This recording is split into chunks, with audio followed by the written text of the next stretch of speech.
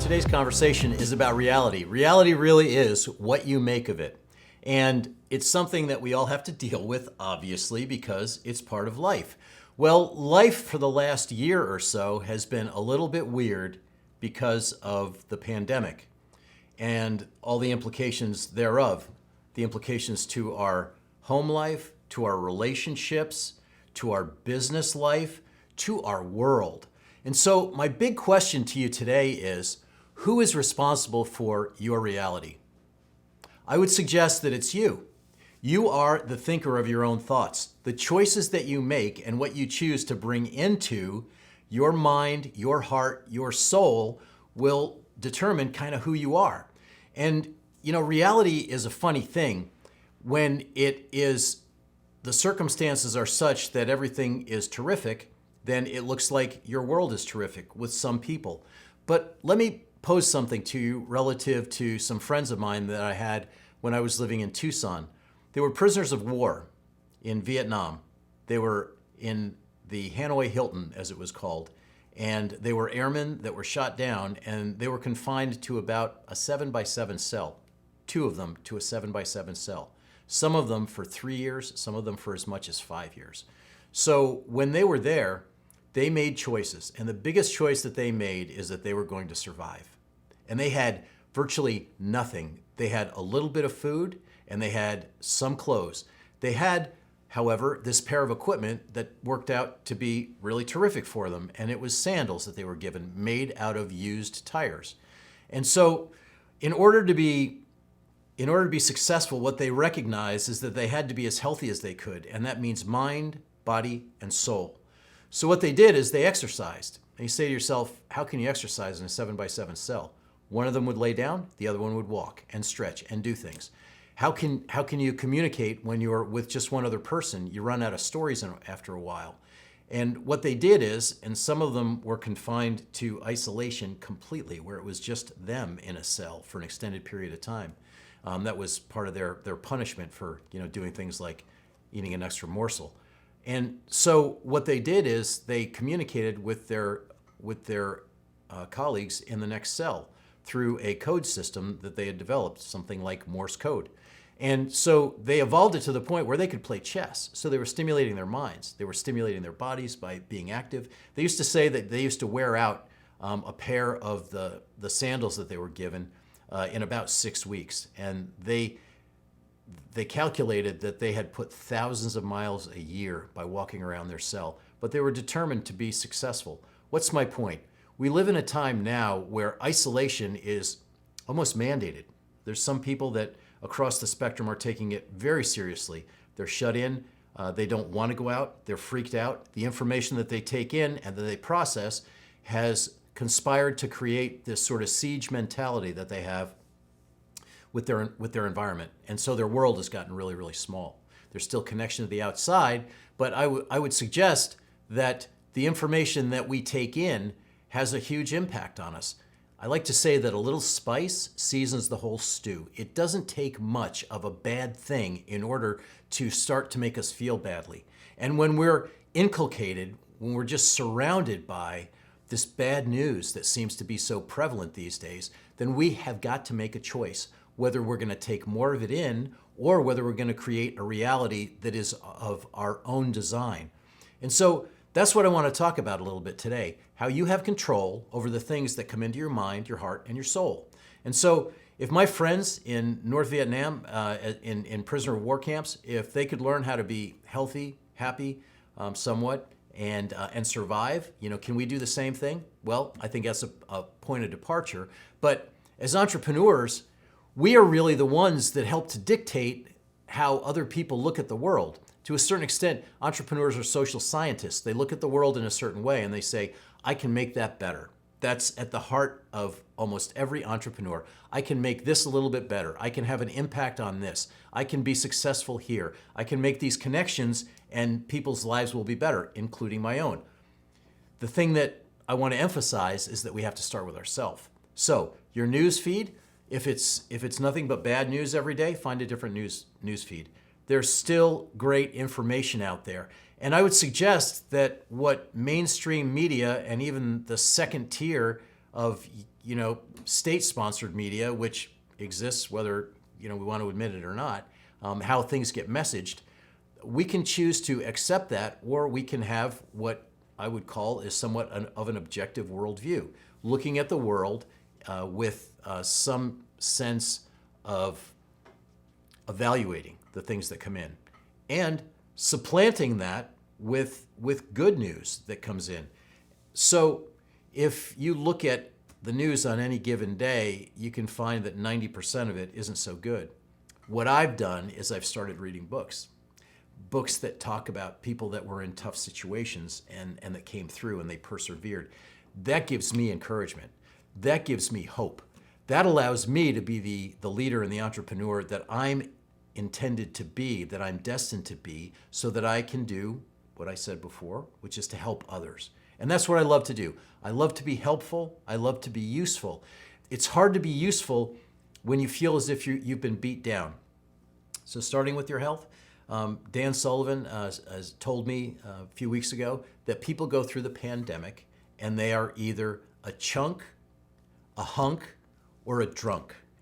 In other words, they've made a choice where they're going to rack on the pounds, or they're going to be in shape and they're going to use their time to try and make themselves a little bit better. I have other friends that are completely freaked out. They listen to way too much news. And for me, being informed is important, but you can sort of overdose on that stuff, right? You can take too much of it in. It's like, hey, it's good, be informed, right? It's like too much dessert.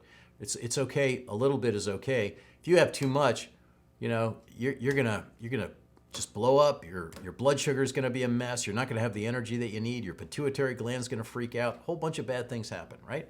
So the same thing happens with a diet of things that are visceral for us. They give us a response. I call them brain cookies, right? It's just food in your brain, and it's not particularly nutritious. It's legitimate information. Hey, that's great.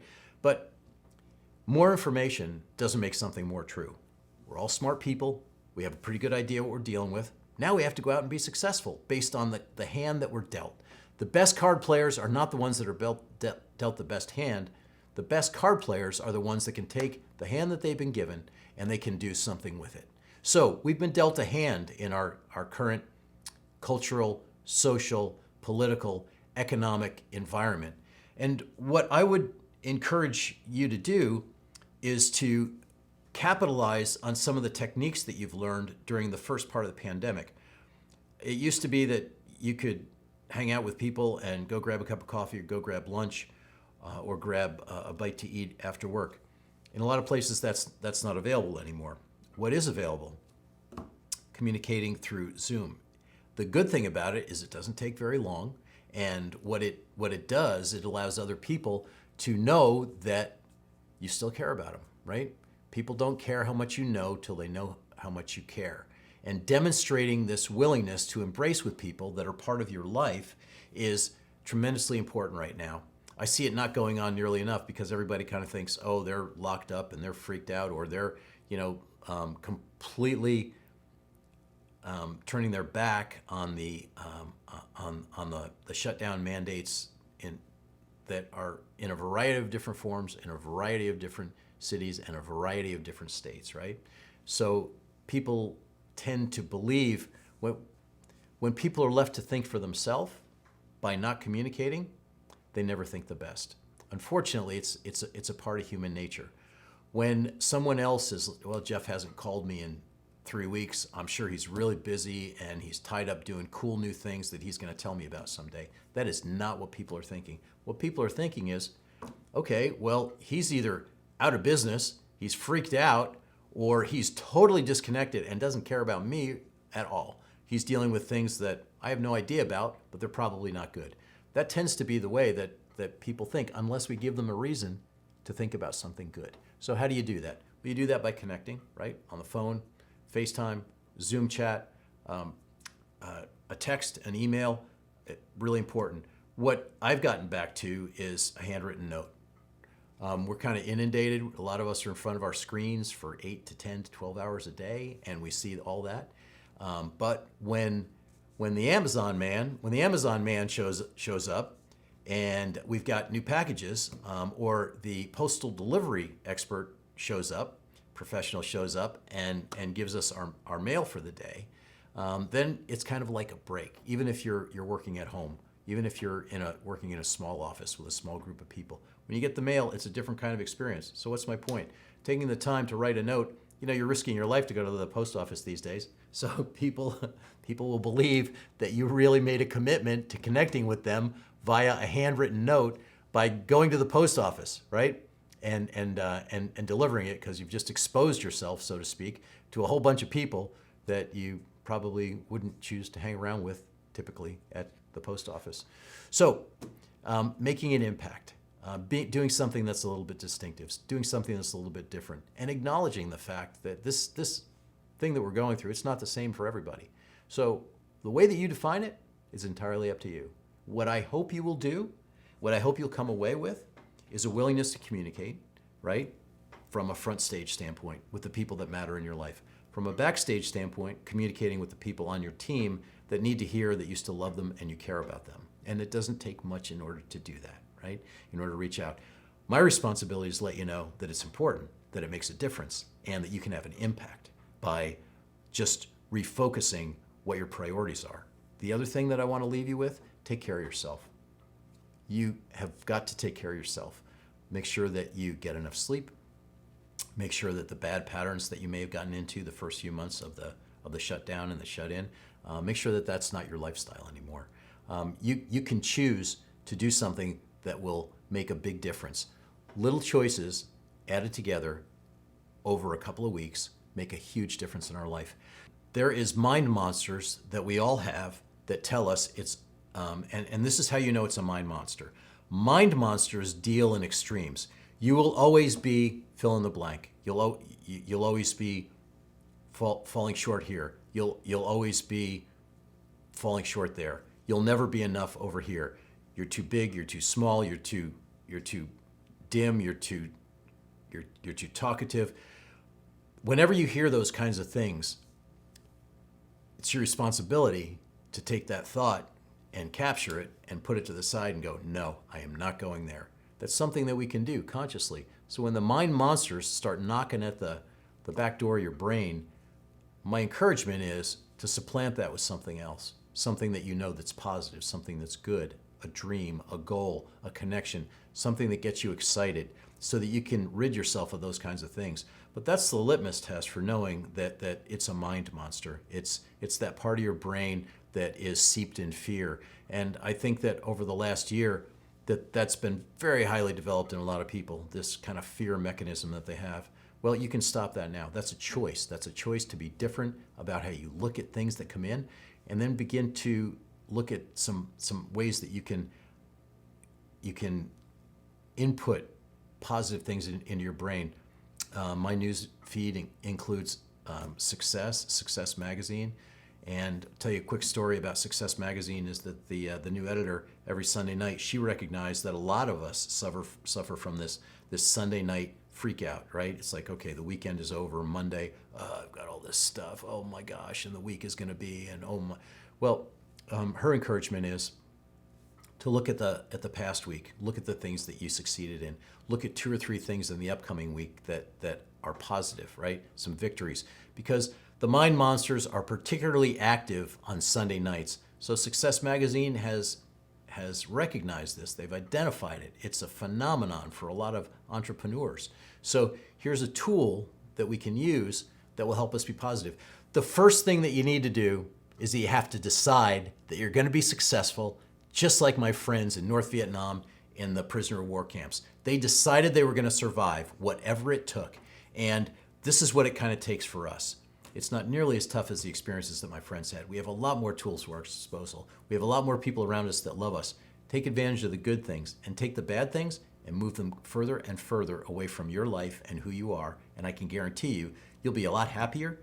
Your relationships will be a lot happier, and the world will be a better place, because that's what entrepreneurs do. They help other people be successful.